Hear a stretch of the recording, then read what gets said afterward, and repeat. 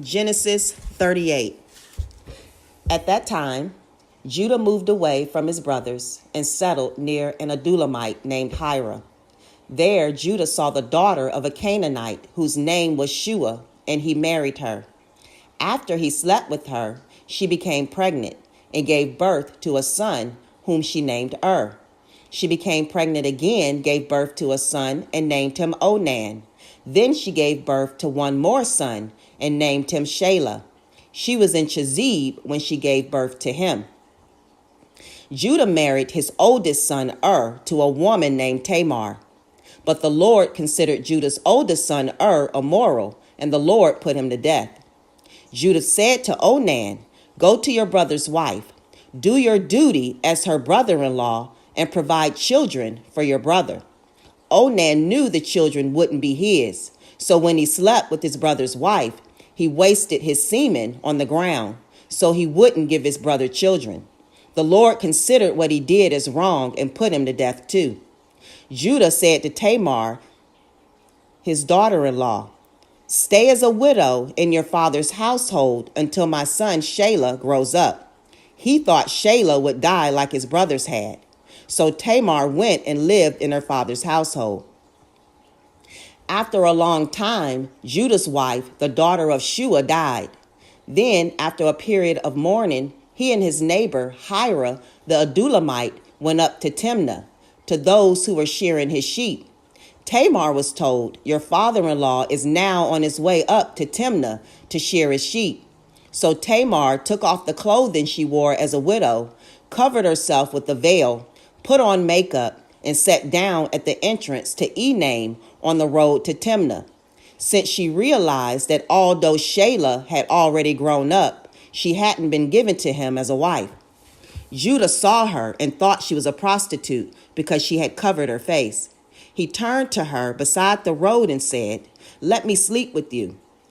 Because he didn't know she was his daughter-in-law, she said, "What will you give me for sleeping with you?" He said, "I will give you a kid goat from my flock."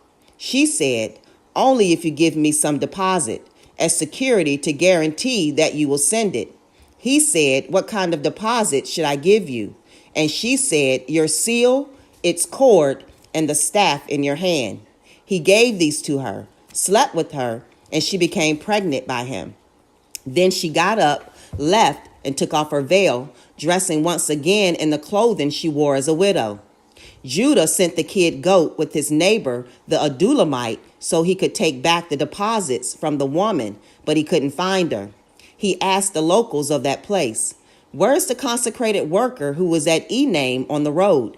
But they said, "There's no consecrated worker here." So he went back to Judah and said, "I couldn't find her." The locals even said, "There's no holy woman here." Judah said, "Let her keep everything so we aren't laughed at.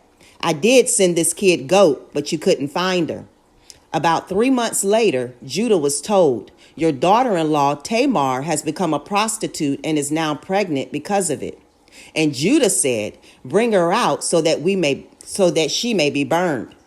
When she was brought out, she sent this message to her father-in-law, "I'm pregnant by the man who owns these things. See if you recognize whose seal, cord, and staff these are." Judah recognized them and said, "She's more righteous than I am, because I didn't allow her to marry my son Shelah." Judah never knew her intimately again. When she gave birth, she discovered she had twins in her womb. At birth, one boy put out his hand, and the midwife took it and tied a red thread on his hand, saying, "This one came out first." As soon as he pulled his hand back, his brother came out, and she said, "You've burst out on your own." So he was named Perez. Afterward, his brother with the red thread on his hand came out, and he was named Zerah.